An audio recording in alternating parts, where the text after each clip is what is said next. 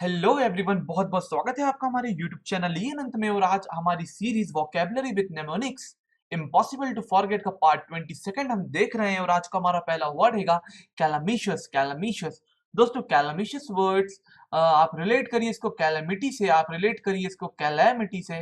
Calamity आप सभी जानते हैं, जब कैलामिटी आती है तो ये बहुत डिजास्ट्रस होती है। ये सिचुएशन कैसी हो जाती है, बहुत डिजास्ट्रस हो जाती है। तो कैलामिशियस का मतलब हो जाएगा डिजास्ट्रस, कैलेमिटीज का मतलब हो जाएगा disastrous, catastrophic.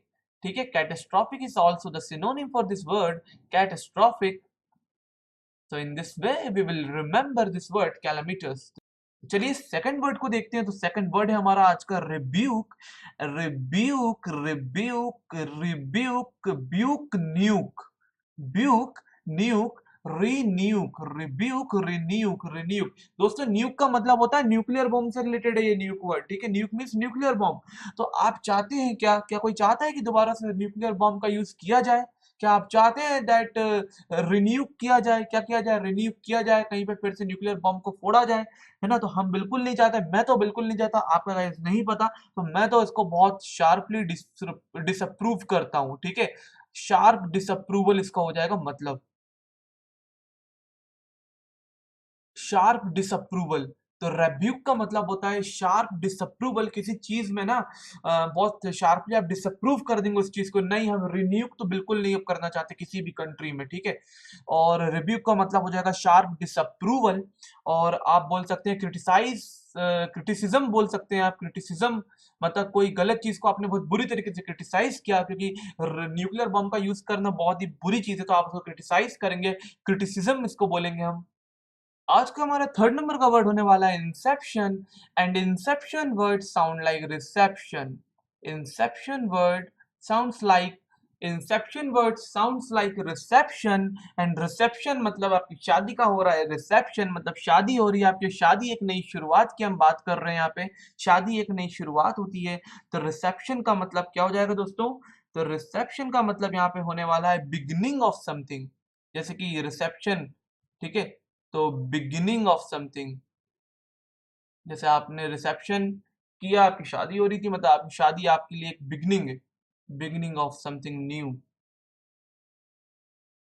Beginning of something new. ठीक है दोस्तों, फोर्थ नंबर का आज का हमारा वर्ड है स्कफल। Scuffle, scuffle. तो दोस्तों इसको ऐसे याद रखेंगे, स्कफल। आपका एक दोस्त था, वो स्कार्फ पहन के आया होता। क्या पहन के आया होता पता है? स्कार्फ। स्कार्फ पहनते हैं ना हम सर्दियों में, तो वो स्कार्फ पहन के आया होता, लेकिन आपकी उससे लड़ाई हो गई और आपने उसका स्कार्फ पकड़ के उसको क्या किया, थोड़ा उसको झटक दिया। आपने उसका स्कार्फ पकड़ के उसको थोड़ा झटक दिया, थोड़ा हाथापाई आपकी हो गई। तो स्कफल का मतलब यहाँ पे हो जाएगा फाइट से रिलेटेड है ये वर्ड। स्कफल का मतलब हो जाएगा स्मॉल फाइट। स्कफल का मतलब हो जाएगा स्मॉल फाइट। और जनरली ये, अगर ऐसी फाइट जब होती है, अगर स्कफल कहीं पे भी होता है ना, तो जो नंबर होगा ना लड़ने झगड़ने वालों का काफी कम होगा। Small in number, small fight generally small in number, मतलब नंबर मींस कोई जो भी लोग लड़ रहे हैं बहुत कम नंबर में वो लोग हैं, बहुत कम लोग यहाँ पे लड़ाई झगड़ा करेंगे। स्कफल हम कैसे याद रखेंगे इसको? स्कफल का मतलब होता है स्मॉल फाइट, और स्कफल मींस आपका दोस्त स्कार्फ पहन के आपके सामने थोड़ा स्टाइल वगैरह मार रहा था, तो आपने स्कार्फ पकड़ के उससे क्या कर दी, हाथापाई कर ली, और स्कार्फ पकड़ के आपने उसको बाहर कर दिया। तो फिफ्थ नंबर का आज का हमारा वर्ड है दोस्तों फ्यूजिटिव। तो फ्यूजिटिव को हम याद रखेंगे माउंट फूजी से। और माउंट फूजी पे अब देखिए, फ्यूजिटिव का वैसे जो मतलब होता है ना, फ्यूजिटिव का मतलब होता है someone who has escaped from jail, और फ्रॉम जहां पे भी उसको पकड़ के रखा गया था, मतलब वो गैर कानूनी तरीके से भाग जाएगा। ठीक है, तो समवन, पहले हम इसका मतलब देख लेते हैं। Someone who is, someone who is escaped, someone who is escaped. कहां से भागा है वो बंदा? From jail, from, someone who is escaped from jail, from jail. ठीक है दोस्तों, और कहीं से भी भाग सकता है वो गैर कानूनी तरीके से। तो मान लीजिए कोई कहीं भागेगा तो वो कहाँ जाना चाहेगा? इसी जगह जहाँ पे उसको कोई पकड़ ना पाए। तो मान लीजिए फ्यूजिटिव कहाँ भाग गया? एक फ्यूजिटिव माउंट फूजी ही भाग गया। बड़ी फनी सी बात हो गई ये तो। एक फ्यूजिटिव अपने आप को बचाने के लिए माउंट फूजी पे ही भाग गया, जापान में माउंट फूजी पे ही चला गया वो तो। ऐसा फ्यूजिटिव कभी आपने सुना है जो माउंट फूजी पे ही भाग जाए? तो फ्यूजिटिव को आप रिलेट करिए माउंट फूजी, और माउंट फूजी पे एक फ्यूजिटिव भाग गया।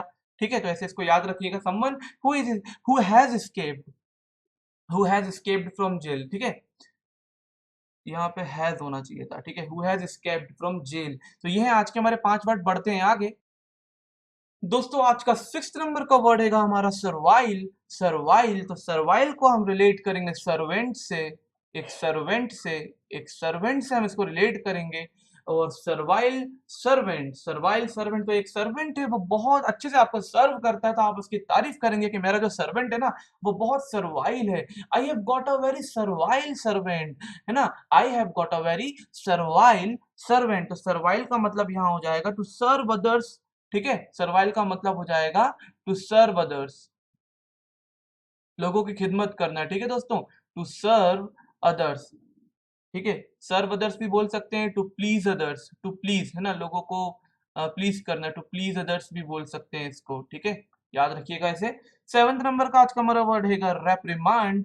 रेप्रिमांड, तो रेप्रिमांड को हम कैसे याद रख सकते हैं? रेप्रिमांड को सोचिए आप कि रेप रिमांड, एक कोई रेपिस्ट है, एक कोई रेपिस्ट है, तो उसको पुलिस कहाँ पे लेके गई है? रिमांड पे लेके गई है। तो एक रेपिस्ट को पुलिस रिमांड पे लेके गई है और वहां पे पुलिस उसको बहुत बुरी तरीके से क्या करने वाली है? क्रिटिसाइज करने वाली है, उसको रिमांड करने वाली है, तो याद रखिए। तो और यहाँ तक कि अगर वो रेपिस्ट होगा तो उसको पूरी कंट्री क्या, पूरा वर्ल्ड क्या करेगा? बहुत बुरी तरीके से एक रेपिस्ट को क्या किया जाता है? क्रिटिसाइज किया जाता है और उसको बहुत बुरा भला भी बोला जाएगा क्योंकि उसने बहुत गलत काम किया है। तो रैप रिमांड, एक रेपिस्ट की रिमांड हो रही है ना, उसको क्रिटिसाइज करा जा रहा है पूरी जनता के द्वारा। क्रिटिसाइज, क्रिटिसाइज याद रखिए, reprimand, reprimand, to criticise someone strongly. Reprimand means to criticise strongly. ऐसे इस वर्ड को हम याद रख सकते हैं लंबे समय तक।